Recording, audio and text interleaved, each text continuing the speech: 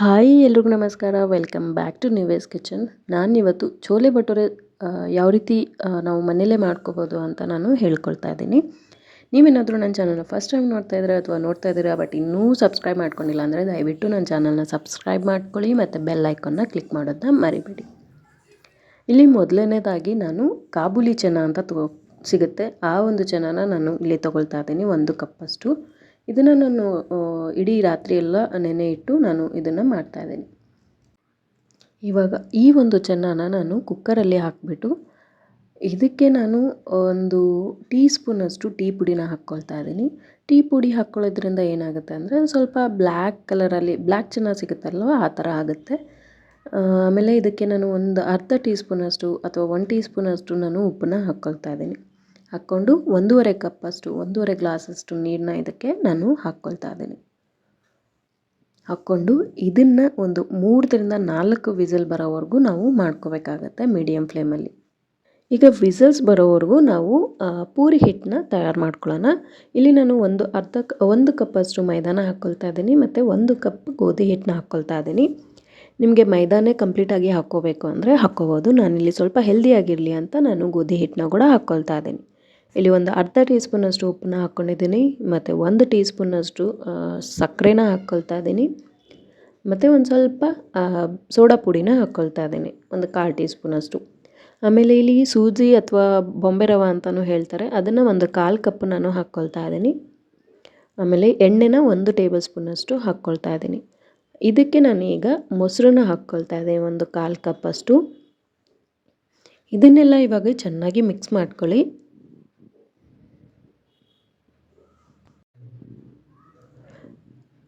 ಸ್ವಲ್ಪನೇ ನೀರು ಹಾಕ್ತಾ ಇದನ್ನು ನಾವು ಹಿಟ್ಟನ್ನು ನಾದ್ಕೊಳ್ಳೋಣ.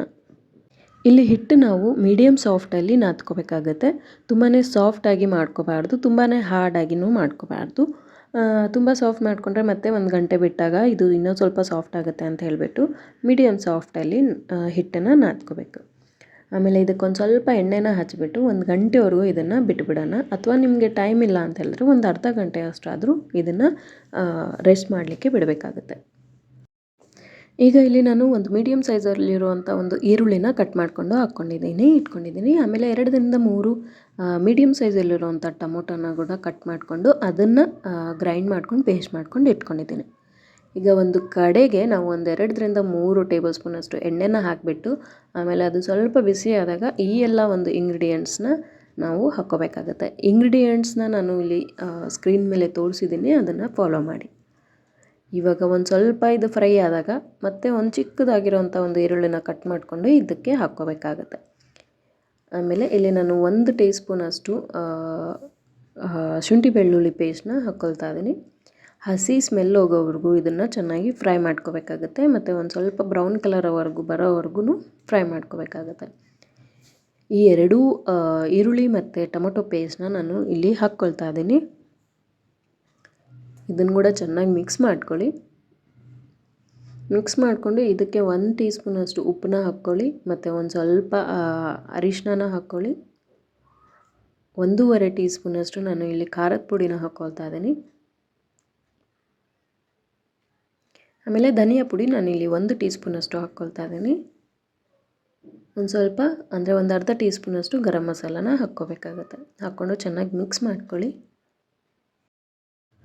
ಈಗ ಒಂದು ಪ್ಲೇಟ್ನ ಇದಕ್ಕೆ ಮುಚ್ಚಿಬಿಟ್ಟು ನಾವು ಒಂದು 5 ನಿಮಿಷ ಇದನ್ನು ಬೇಯಿಸ್ಕೊಳ್ಳೋಣ. ಅಂದರೆ ಆಯಿಲ್ ಆವಾಗಲೇ ಹೊರಗಡೆ ಬರೋಕ್ಕೆ ಸ್ಟಾರ್ಟ್ ಆಗುತ್ತೆ ಬಿಡಲಿಕ್ಕೆ, ಅಲ್ಲಿವರೆಗೂ ಫ್ರೈ ಮಾಡ್ಕೊಳ್ಳೋಣ. ಇಲ್ಲಿ ಈಗ ಒಂದು 3 ವಿಸಿಲ್ ಆದಮೇಲೆ ಕಾಬೂಲಿ ಚೆನ್ನಾಗಿ ಬೇಯ್ದಿದೆ.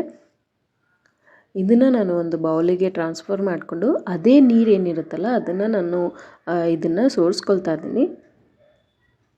ಈ ಒಂದು ನೀರನ್ನ ವೇಸ್ಟ್ ಮಾಡಲಾರಂಗೆ ನಾವು ಗ್ರೇವಿಗೆ ಹಾಕ್ಕೋಬೋದು ಅಂತ ಹೇಳಿಬಿಟ್ಟು ನಾನು ಇಲ್ಲಿ ಈ ನೀರನ್ನ ಯೂಸ್ ಮಾಡ್ಕೊಳ್ತಾ ಇದ್ದೀನಿ. ಇಲ್ಲಿ ಈಗ ಈ ಒಂದು ಮಸಾಲ ತಯಾರಾಗಿದೆ. ಇದಕ್ಕೆ ನಾವು ಈಗ ಈ ಒಂದು ಕಾಬೂಲಿ ಚೆನ್ನ ಏನಿದೆ ಅಲ್ಲ ಅದನ್ನು ಮಿಕ್ಸ್ ಮಾಡ್ಕೊಳ್ಳೋಣ. ನಿಜವಾಗ್ಲೂ ಹೇಳ್ತಿದ್ದೀನಿ, ತುಂಬಾ ಟೇಸ್ಟಿಯಾಗಿದೆ ಈ ಒಂದು ರೆಸಿಪಿ. ಟ್ರೈ ಮಾಡಿ ಒಂದು ಸಲ ನೀವು ನೋಡಿ. ನನ್ನ ಪ್ರಕಾರ ನನ್ನ ಚಾನಲಲ್ಲಿ ನಾನು ಫಸ್ಟ್ ವಿಡಿಯೋ ಇಷ್ಟು ಚೆನ್ನಾಗಿ ಆಗಿರೋದು ಅಂತ ಹೇಳಿದ್ರೆ ಸೊ ಮಿಸ್ ಮಾಡ್ದೇ ಇದನ್ನು ಒಂದು ಸಲ ಮನೇಲಿ ಟ್ರೈ ಮಾಡಿ. ಇದಕ್ಕೆ ನಾನು ಎಷ್ಟು ಬೇಕೋ ಅಷ್ಟು ನೀರನ್ನ ಹಾಕ್ಕೊಂಡು ಇದನ್ನು ಚೆನ್ನಾಗಿ ಮಿಕ್ಸ್ ಮಾಡ್ಕೊಳ್ತಾ ಇದ್ದೀನಿ. ಇದಕ್ಕೆ ಇವಾಗ ನಾನು ಒಂದು ಸ್ವಲ್ಪ ಕಸೂರಿ ಮೇಥಿನ ಹಾಕ್ಕೊಳ್ತಾ ಇದ್ದೀನಿ. ಆಮೇಲೆ ಒಂದು ಅರ್ಧ ಟೀ ಸ್ಪೂನಷ್ಟು ಆಮ್ಚೂರು ಪೌಡರ್ನ ಇಲ್ಲಿ ನಾನು ಹಾಕ್ಕೊಳ್ತಾ ಇದ್ದೀನಿ.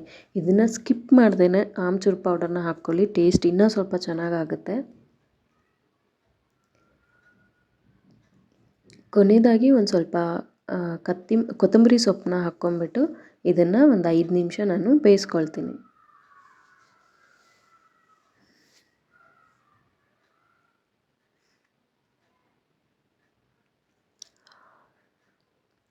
ಈಗ ಈ ಒಂದು ಛೋಲೆ ರೆಡಿಯಾಗಿದೆ. ಈಗ ಪೂರಿ ಒಂದು ಮಾಡೋದು ಬಾಕಿ. ಸೊ ಪೂರಿ ಯಾವ ರೀತಿ ಮಾಡೋದು ಅಂತ ನೋಡ್ಕೊಂಬರೋಣ. ಒಂದು ಅರ್ಧ ಗಂಟೆಯಿಂದ ಗಂಟೆವರೆಗೂ ನೆನೆ ಇಟ್ಟಿದ್ದಾದಮೇಲೆ ಈ ರೀತಿ ಸಾಫ್ಟಾಗಿ ಈ ಒಂದು ಹಿಟ್ಟು ರೆಡಿಯಾಗಿರುತ್ತೆ. ಇದನ್ನು ಇನ್ನೊಂದು ಸ್ವಲ್ಪ ನಾವು ನಾದ್ಕೊಂಡು ಈ ರೀತಿ ಚಿಕ್ಕ ಚಿಕ್ಕದಾಗಿ ಉಂಡೆ ಮಾಡ್ಕೊಳ್ಳೋಣ.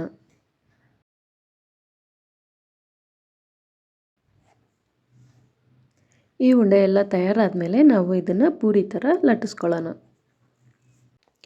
ಚೋಲೆ ಭಟೂರೆ ಅಂತ ಹೇಳಿದ್ರೆ ಸ್ವಲ್ಪ ಪೂರಿ ದೊಡ್ಡ ದೊಡ್ಡ ಸೈಜಲ್ಲಿರುತ್ತೆ. ಸೊ ಹಾಗಾಗಿ ನಾನು ಅಟ್ಲೀಸ್ಟ್ ಮೀಡಿಯಮ್ ಸೈಜಲ್ಲಾದರೂ ಪೂರಿ ಮಾಡ್ಕೊಳ್ಳೋಣ ಅಂತ ಹೇಳಿಬಿಟ್ಟು ನಾನು ಸ್ವಲ್ಪ ದೊಡ್ಡದಾಗಿಯೇ ಲಟ್ಟಿಸ್ಕೊಳ್ತಾ ಇದ್ದೀನಿ. ನಿಮಗೆ ಚಿಕ್ಕ ಬೇಕಂದರೆ ನೀವು ಚಿಕ್ಕದಾಗಿಯೂ ಲಟ್ಟಿಸ್ಕೋಬೋದು.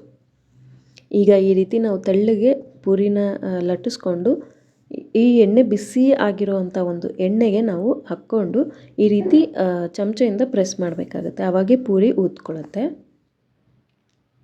ಎರಡೂ ಕಡೆನೂ ಕೆಂಪದಾಗಿ ಆಗೋವರೆಗೂ ನಾವು ಚೆನ್ನಾಗಿ ಇದನ್ನು ಡೀಪ್ ಫ್ರೈ ಮಾಡ್ಕೋಬೇಕಾಗತ್ತೆ.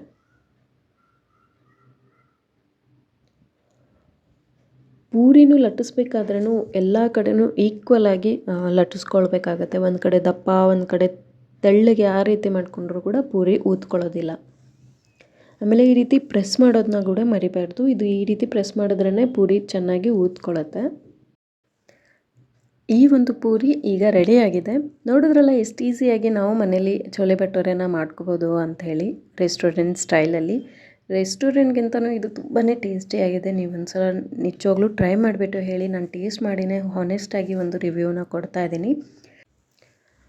ಸೊ ನೀವು ಕೂಡ ಅಷ್ಟೇ ಈ ಒಂದು ರೆಸಿಪಿನ ಟ್ರೈ ಮಾಡಿ ಚೆನ್ನಾಗಾಗಿದೆ ಅಂತ ಹೇಳಿದರೆ ನನ್ನ ಈ ಒಂದು ವಿಡಿಯೋ ಕೆಳಗಡೆ ಕಮೆಂಟ್ ಬಾಕ್ಸಲ್ಲಿ ಮೆನ್ಷನ್ ಮಾಡಿಬಿಟ್ಟು ಹೇಳಿ ಯಾವ ರೀತಿ ಆಗಿದೆ ಅಂತ. ಮತ್ತು ನನ್ನ ಚಾನಲ್ನ ನೀವು ಇನ್ನೂ ಸಬ್ಸ್ಕ್ರೈಬ್ ಮಾಡ್ಕೊಂಡಿಲ್ಲ ಅಂದರೆ ದಯವಿಟ್ಟು ಚಾನಲ್ನ ಸಬ್ಸ್ಕ್ರೈಬ್ ಮಾಡ್ಕೊಳ್ಳಿ, ಬೆಲ್ ಐಕಾನ್ನ ಕ್ಲಿಕ್ ಮಾಡೋದನ್ನ ಮರಿಬೇಡಿ.